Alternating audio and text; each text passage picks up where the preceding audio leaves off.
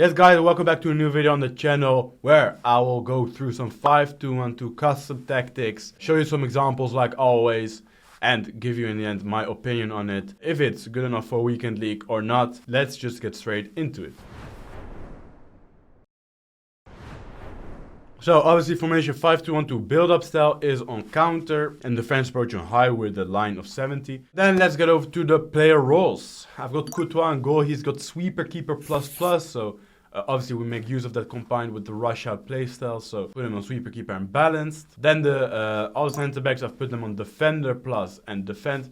Personally, I don't really like stopper because always get caught over the top, so defender is a bit lower risk and gives you more control over what you want to do with your players. And then the left and right back will be like attackers in this formation because they will be on attacking wingback. They'll be like Grimaldo and Frimpong from Leverkusen, how they play in real life. We don't put the focus on attack though, we just put it on balance so they'll be back defending as well. Then both the center mids will be on box to box. Obviously you need to defend as well as attack because 3 guys in the middle is not enough. We need them also to join in.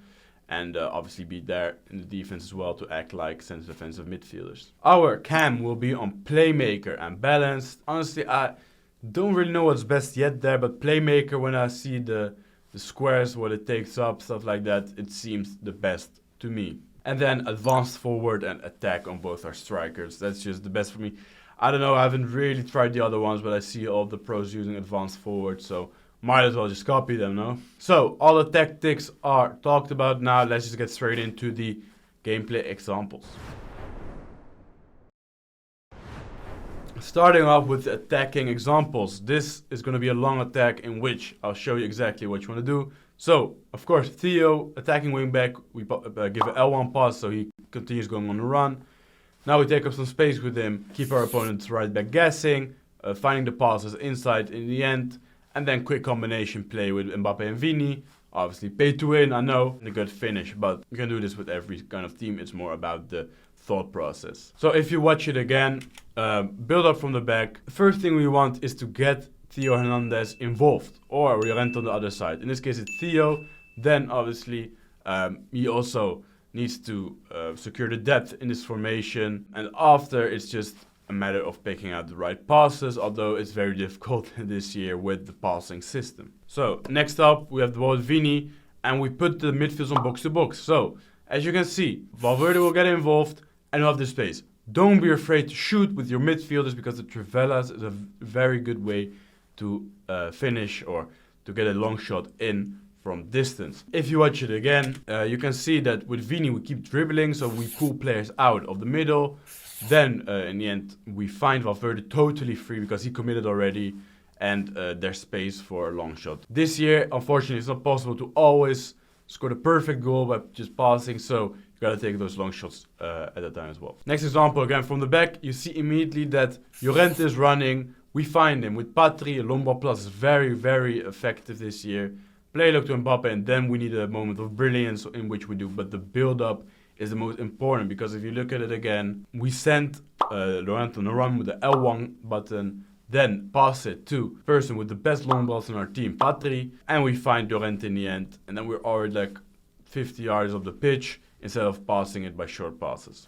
Again, a build up from the back, see Theo running again. It's a common theme. Again, finding him with the long ball plus, it's a common theme in our attacks.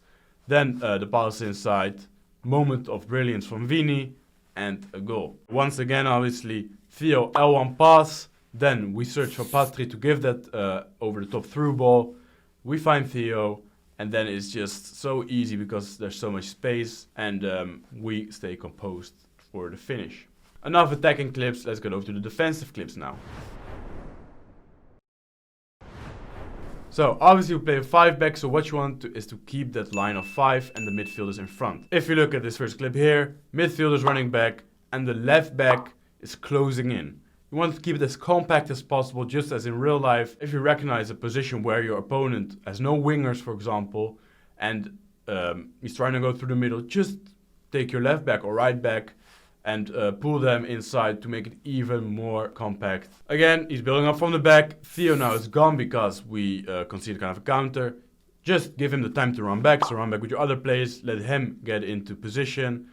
And then, yeah, if you see, we close the passing with Llorente, forcing him to play forward where Valverde is obviously, and then we recover the ball. What we did well in this clip is every time he gets the ball, cut out the most important passing lanes, forcing him to go back or take a sideways pass, and then in the end being a bit more aggressive, covering off the passing lanes again with Llorente, and then forcing him into a pass forward where Valverde is, and we recover it. He's on the wing. You see that Patri is there, but we want Theo in position, so we run everyone into position, stay focused, just let him make the decision, and we get the ball of him. What's important in this clip is that you don't be so aggressive, for example, with a Saliba or a centre back. Just take your midfielder, keep him there on the wing until your left back gets into position again, put your midfielder back into position, and then defend the 1v1. In the last clip, he's building up from the back again. We're obviously trying to apply pressure with our strikers, midfielders. He switches the play, well done with him. So what you want to do now is don't be too aggressive with the centre back, run back your midfielder. Then we're still being aggressive with centre back. You can see the mistake we make there when we are being aggressive. There's still time to recover, so we take off Valverde and cover up the space we gave up with Rudiger to prevent him from sprint booting through it. So as you can see, being aggressive is something you could get punished for, but when you just calmly run back your players, keep everyone in position, it's very, very easy to defend. Talking about defending, obviously we made a defending guide as well. Check it out, obviously, if you haven't already, because there we will go further in depth about how you should defend in FC 25.